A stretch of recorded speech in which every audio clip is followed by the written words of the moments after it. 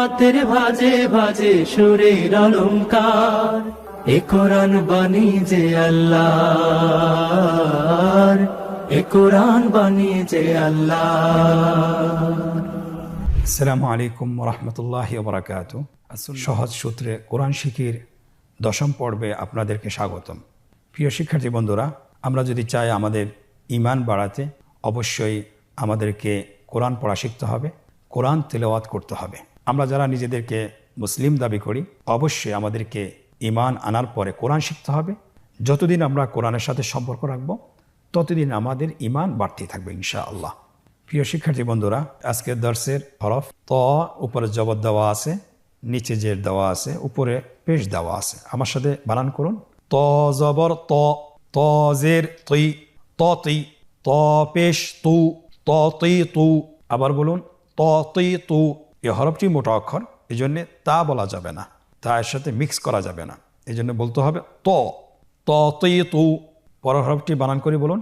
জ জবর জ, জ জের জি, জ জি, জ পেশ জু, জ জি জু, জ জি জু। আগের হরফটি বলুন বানান ছাড়া। ত তুই তু। পরের হরফটি জ জি জু। আলহামদুলিল্লাহ, আশা করছি আপনি পারছেন। ত এবং জ দুটি হরফ দেখতে একই রকম। আপনি কিভাবে লিখবেন এককভাবে হরকত সহকারে স্ক্রিন লক্ষ্য করুন। ত এর উপরে জবর, ত এর নিচে জের, ত এর উপরে পেশ দিয়ে লেখা সম্পন্ন হয়েছে। আলহামদুলিল্লাহ। জ হরফটি একই রকম, শুধুমাত্র নোক্তার পার্থক্য। স্ক্রিনে দেখুন, জ হরফটি জবর, জের, পেশ দিয়ে লেখা সম্পন্ন হয়েছে। ত এবং জ এই দুটি হরফ কিভাবে যুক্ত অবস্থায় হরকত সহকারে লিখবেন আপনি স্ক্রিনে লক্ষ্য করুন। ত হরফটি জবর, জের, পেশ দিয়ে লেখা সম্পন্ন হয়েছে। জ হরফটিও যুক্ত অবস্থায় জবর, জের, পেশ দিয়ে লেখা সম্পন্ন হয়েছে। আলহামদুলিল্লাহ। আজকের পর্বের পরবর্তী হরফ দুটি হলো আইন, গইন। আবার বলুন, আইন, গইন। আমরা এককভাবে শিখেছি, এখন আমরা হরকত দিয়ে শিখব। আপনারা স্ক্রিনে লক্ষ্য করুন এবং আমার সাথে উচ্চারণ করুন। আইন জবর আ, আইন জের আই, আই, আইন পেশ উ, আই উ। আবার বলুন, আই উ। পরবর্তী অক্ষর গইন জবর গ, গইন জবর গ, গইন জের গি, গি, গইন পেশ গু, গি গু। আগের হরফটি বানান ছাড়া বলুন, আই উ। পরের হরফটি বানান ছাড়া বলুন, গি গু। আবার বলুন, গি গু। এই গইন হরফটি মোটা অক্ষর, উচ্চারণ করার সময় অবশ্যই মোটা করে বলতে হবে। আইন এবং গইন হরফটি হরকত সহকারে কীভাবে লিখব স্ক্রিনে লক্ষ্য করুন। আইন হরফটি লেখা হচ্ছে জবর দিয়ে, জেড দিয়ে, পেশ দিয়ে। লেখা সম্পন্ন হয়েছে আলহামদুলিল্লাহ। গইন হরফটিও লেখা হচ্ছে জবর দিয়ে, জেড দিয়ে, পেশ দিয়ে। দুইটি হরফের লেখাই সহজ, একটু শুধুমাত্র নোক্তার পার্থক্য রয়েছে। আইনের উপর কোনো নোক্তা নেই, গইনের উপর একটি নোক্তা রয়েছে। আইন এবং গইন যখন যুক্ত অবস্থায় আসবে কিভাবে লিখবেন স্ক্রিন লক্ষ্য করুন। আইন হরফটি যুক্ত অবস্থায় জবর, জের, পেশ দিয়ে লেখা হচ্ছে। আলহামদুলিল্লাহ, লেখা সম্পন্ন হয়েছে। গইন হরফটিও যুক্ত অবস্থায় জবর, জের, পেশ দিয়ে লেখা হচ্ছে। আলহামদুলিল্লাহ, লেখা সম্পন্ন হয়েছে। কতই সহজ। আপনারা চেষ্টা করুন, আপনারা পারবেন ইনশাআল্লাহ। প্রিয় শিক্ষার্থী বন্ধুরা, আজকের দার্সের পরবর্তী হরফটির নাম হলো ফা। ফা জবর ফা, ফা জের ফি, ফা ফি। আবার বলুন, ফা ফি। ফা পেশ ফু, ফা ফি ফু, ফা ফি ফু। পরবর্তী অক্ষর কফ। হরকত সহকারে আমার সাথে বলুন, কফ জবর ক, কফ জের কি, ক কি। কফ পেশ কু, ক কি কু। আবার বলুন, ক কি কু। এই হরফটি কিন্তু আপনার মোটা অক্ষর, মোটা হরফ। বলার সময়, উচ্চারণ করার সময় অবশ্যই মোটা করে পড়তে হবে। তাহলে আগের অক্ষরটি আমরা বানান ছাড়া বলি, ফা ফি ফু। পরের হরফটি ক কি কু। আমরা এখন দেখব ফা এবং কফ হরফটি হরকত সহকারে কীভাবে লিখতে হয়। স্ক্রিনে লক্ষ্য করুন। ফা হরফটি জবর সহকারে লেখা হচ্ছে, ফায়ের নিচে জের বসানো হচ্ছে এবং পেশ বসানো হচ্ছে। আলহামদুলিল্লাহ। পরবর্তী হরফ দেখতেই ফায়ের মতো, শুধুমাত্র নোক্তার পার্থক্য। কফ হরফটি জবর দিয়ে লেখা হচ্ছে, জের দিয়ে লেখা হচ্ছে এবং পেশ দিয়ে লেখা হচ্ছে। আলহামদুলিল্লাহ, কফ হরফটি লেখা সম্পন্ন হয়েছে। এখন আমরা কিভাবে শব্দের মাঝে যুক্ত অবস্থায় লিখতে হয় আপনারা স্ক্রিনের দিকে লক্ষ্য করুন। ফা হরফটি যুক্ত অবস্থায় লেখা হচ্ছে, কফ হরফটিও লেখা হচ্ছে। আলহামদুলিল্লাহ, দুইটি হরফেই লেখা সম্পন্ন হয়েছে। আলহামদুলিল্লাহ। প্রিয় মুসলিম ভাই বোনেরা, আজকের দার্সের পরবর্তী হরফটির নাম হলো কাফ এবং লাম। এই দুটি হরফ আমরা হরকত দিয়ে শিখব। আপনারা স্কেল লক্ষ্য করুন এবং আমার সাথে উচ্চারণ করুন। কাফ জবর কা, কাফ জের কি, কা কি, কাফ পেশ কু, কা কি কু। আবার বলুন কা কি কু। পরবর্তী হরফ লাম, উচ্চারণ সহকারে হরকত দিয়ে বলুন লাম জবর লা, লাম জের লি, লালি, লাম পেশ লু, লালি লু। আবার বলুন লালি লু। হরফ দুটোই বানান ছাড়া বলুন কা কি কু, লালি লু। আলহামদুলিল্লাহ, আমরা শিখতে পেরেছি। এখন আমরা দেখব এই হরফ দুইটি হরকত সহকারে কিভাবে লিখতে হয়। কাফ হরফটি লেখা সম্পন্ন হয়েছে, লাম হরফটিও লেখা সম্পন্ন হয়েছে আলহামদুলিল্লাহ। এখন আমরা কাফ এবং লাম হরফটি যুক্ত অবস্থায় কিভাবে হরকত দিয়ে লিখতে হয়। কাফ হরফটি যুক্ত অবস্থায় জবর জের পেশ দিয়ে লেখা সম্পন্ন হয়েছে। লাম হরফটিও জবর জের পেশ দিয়ে লেখা সম্পন্ন হয়েছে আলহামদুলিল্লাহ। আজকের পর্বের পরবর্তী হরফ দুটি হলো মিম এবং নুন। স্ক্রিনের দিকে লক্ষ্য করুন, মিম এবং নুন। আমরা এই হরফ দুটিও হরকত সহকারে শিখব। আপনারা স্ক্রিনের দিকে তাকান। মিম জবর মা, মিম জের মি, মামি, মিম পেশ মু, মামি মু, মামি মু। পরবর্তী হরফ নুন, হরকত সহকারে উচ্চারণ করুন এবং আমার সাথে বলুন নুন জবর না, নুন জের নি, নানি। আবার বলুন নানি, নুন পেশ নু, নানি নু। আবার বলুন নানি নু। এখন আমরা বানান ছাড়া বলবো, আপনারা আমার সাথে বলুন মামি মু, নানি নু। আলহামদুলিল্লাহ, মিম এবং নুন হরকত সহকারে আমরা শিখে ফেলেছি আলহামদুলিল্লাহ। এখন আমরা মিম এবং নুন হরকত সহকারে কিভাবে লিখতে হয় স্ক্রিনে লক্ষ্য করুন। মিম হরফটি লেখা হয়েছে, নুন হরফটিও লেখা সম্পন্ন হয়েছে আলহামদুলিল্লাহ।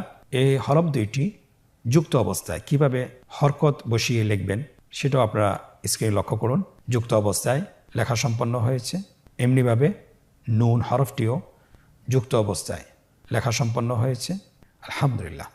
প্রিয় শিক্ষার্থী বন্ধুরা, আজকের পর্বের পরবর্তী হরফ দুটি হলো ওয়াও এবং হা। এই দুটি হরফ কিভাবে হরকত দিয়ে আমরা উচ্চারণ করব এবং বানান করব স্ক্রিনের দিকে লক্ষ্য করুন এবং আমার সাথে উচ্চারণ করুন। ওয়াও জবর ওয়া, ওয়াও জের উই, ওয়াউই, ওয়াও পেশ উ, ওয়াউই উ।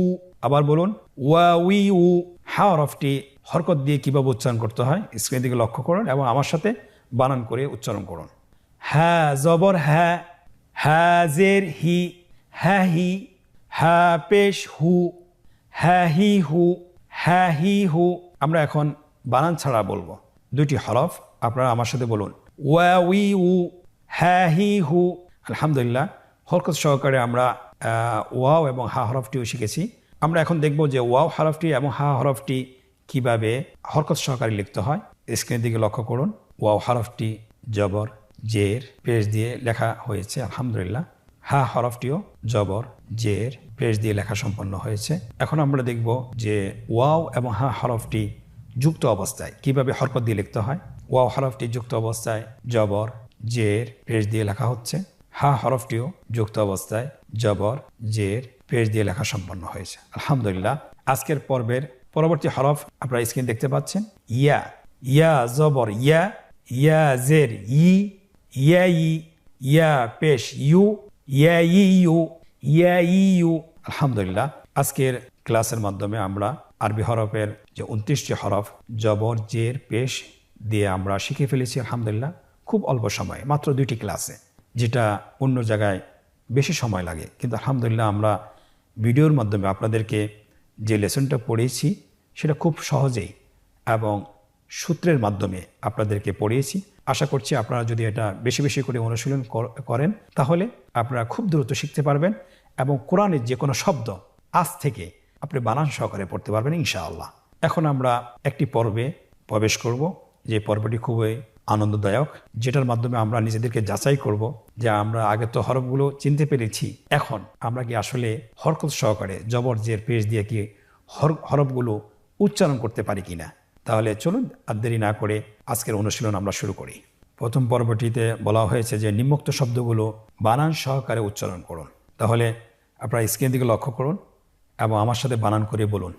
ফা জবর ফা, আইন জবর আ, ফা আ, লাম জবর লা, ফা আলা, আমরা আগেই বলেছিলাম যে আপনাদেরকে আরবি যে কোনো শব্দ পড়তে হলে বানান করে পড়তে হলে অবশ্যই যখনই আপনি প্রথম হরফটি বানান করবেন এবং দ্বিতীয় হরফটি বানান করবেন অবশ্যই দুটোকে একসাথে করে উচ্চারণ করতে হবে এবং তৃতীয় হরফটি বানান করার পরে 3টা হরফেই একসাথে বানান করে আপনাদেরকে বলতে হবে।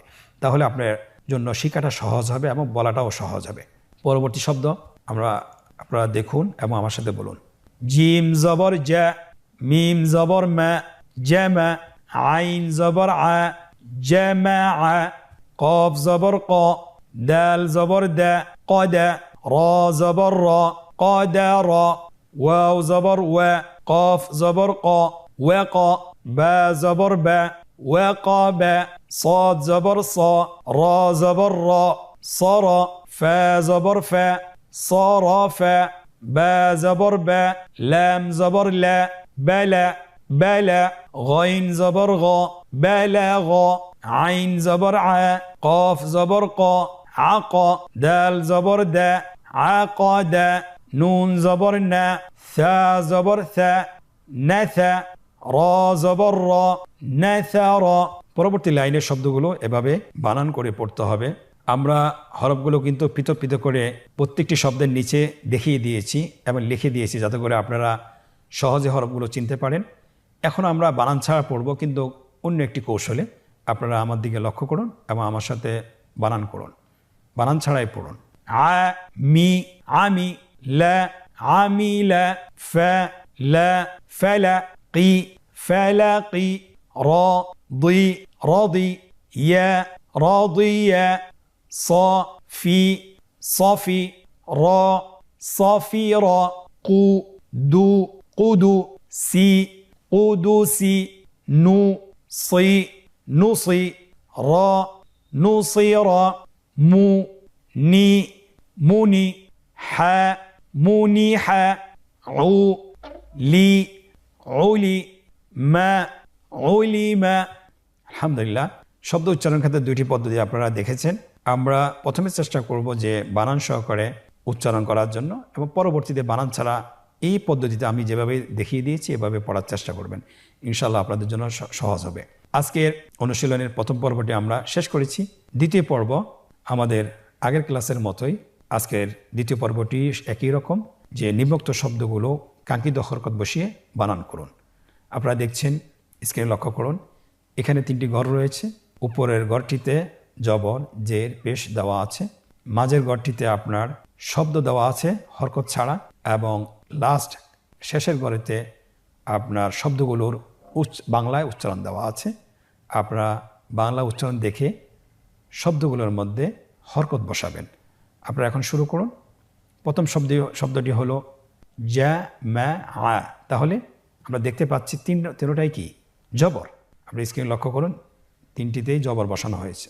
পরবর্তী শব্দগুলো আপনারা বাংলা উচ্চারণ দেখে হরকত বসিয়ে ফেলুন। আপনারা স্ক্রিন দেখতে পাচ্ছেন সবগুলো শব্দতে হরকত বসানো হচ্ছে। আপনারা দেখতে পাচ্ছেন সবগুলো শব্দের মধ্যে হরকত বসিয়ে কাঙ্ক্ষিত উচ্চারণ তৈরি করা হচ্ছে। আপনারা এভাবেও করতে পারেন। ইনশাআল্লাহ আপনাদের জন্য সহজ হবে। আল্লাহ তাআলা আমাদেরকে সহজ করে দেন।